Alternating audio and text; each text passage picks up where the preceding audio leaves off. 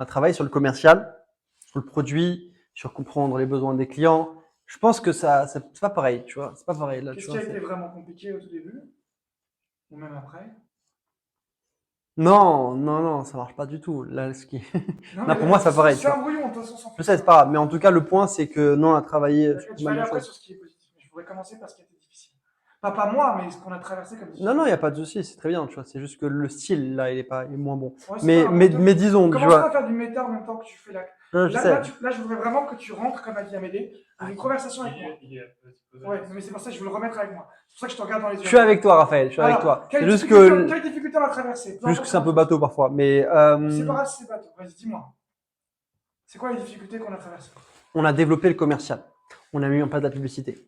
On a géré les prospects, les R1, les R2, les R3, la négociation, les rappels entre les deux, les envois d'emails. Bref, on a travaillé sur tout le processus de A à Z sur l'entreprise. Et en fait, c'est ça qui a apporté du résultat parce que, en fait, à chaque étape, on a vu ce qui allait pas. On l'a corrigé, on l'a amélioré et on a fait en sorte vraiment que les clients puissent sentir qu'on était les bonnes personnes pour eux. Et c'est pour moi, c'est ça qui nous a permis de passer de 0 à 300 000 euros de chiffre d'affaires parce que l'apport en tant que directeur commercial de Raphaël Diaz, c'était vraiment, en fait, vraiment tout le processus de commercial de A à Z. Que ce soit du produit, de comprendre le produit, à la transmission au client, au prospect et après la négociation pour qu'ils puissent travailler. C'est pour ça que on a des clients maintenant qui sont engagés, motivés et qui travaillent sur la durée. Parce que pour moi, pour le B2B dans mon cas, c'est essentiel et ça fait toute la différence. Alors, il y a eu des belles victoires. Ce ne sera pas la première vente que j'ai réalisée. Peut-être qu'on peut en parler de celle-là.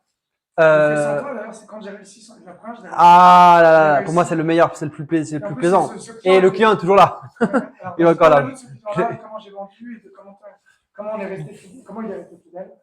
Ok, Sans dire le prénom du client, bien sûr. bien sûr, bien sûr, bien sûr. Première vente de Raphaël, tu peux même dire comme ça. Le plus important pour un commercial, pour moi, c'est vraiment l'autonomie. C'est est-ce qu'il arrive à vendre même sur le dirigeant, même sans moi. Et le point, c'est que j'ai été très surpris, très content quand il a réussi à faire sa première vente, qui est arrivé quelques mois seulement après avoir démarré, 2 mois. Il a réussi à faire une vente lui tout seul. C'est très important parce que le client, en fait, il a senti qu'il comprenait vraiment le besoin, il a vraiment su le convaincre, l'aider. En fait, je suis venu juste pour récupérer le chèque et ça fait vraiment plaisir parce que forcément, du coup, tout le travail a été fait avant. J'avais juste besoin d'encaisser derrière le client qui d'ailleurs encore aujourd'hui est toujours client. Donc ça montre vraiment qu'il y a un vrai travail sur la durée. Puis on est passé aussi d'offres à 7 000 euros à 20 000 euros. Je me rappelle d'une offre où le mec, c'était un Italien, on va pas donner À son moi, nom. Alors vas-y, raconte-nous cette histoire avec celui aussi. C'est une belle histoire, ça. dans le commercial, en fait, après c'est un long sujet, tu vois, mais je vais faire très simple. On sait jamais qui on a en face de nous en tant que commerciaux. Ok. Et Raphaël, il a réussi lors de certains rendez-vous avec des dirigeants, avec des entreprises, à vraiment parfois percevoir l'opportunité et upseller, vendre plus cher, parce que c'est le nerf de la guerre, hein, c'est gagner plus d'argent. Et je trouve en fait que quand il a réussi à upseller, donc à vendre des produits à meilleure qualité et à meilleur prix, ben en fait, ça augmente la rentabilité de la boîte, ça augmente le chiffre d'affaires de la boîte, ça permet d'avoir un client encore plus engagé, encore plus motivé, qui a un meilleur panier moyen. Bref, pour moi, ça c'est très important. Et ça, Raphaël, il a vraiment réussi avec succès de vraiment pouvoir guider le client vers les meilleurs produits et parfois des produits qu'on n'oserait pas forcément parfois proposer, mais qui étaient dans ce cas-là parfaits et très très pertinents. Un dernier point, c'est qu'on a aussi beaucoup amélioré les process. On faisait des réunions régulières par AIM sur, par exemple, quelles étaient les objections clients qui revenaient le plus ou comment on doit adapter notre personnalité par rapport au caractère des dirigeants qui ne sont pas les mêmes que, par exemple, les entrepreneurs. Et on a eu toute une phase où on a vraiment essayé d'affiner l'avatar, trouver aussi quel secteur vendait le plus. Est-ce que c'était la restauration, le bâtiment, comment on fait quand on est.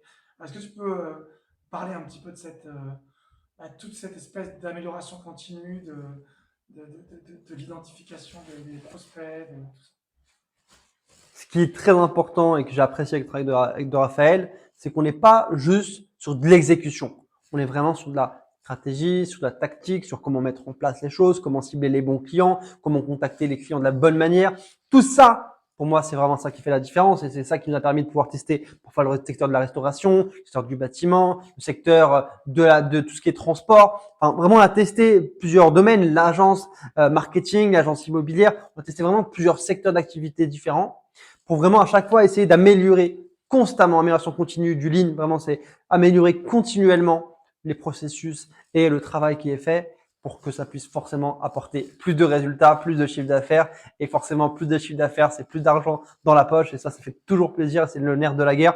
Et d'ailleurs, ça, avec le client qui est content, pour moi, c'est ça qui fait toute la différence. Est-ce que tu peux te représenter, mais en expliquant un peu ce que c'est que Business Evasion aussi? Qu'est-ce que Business Evasion propose comme produit ou service?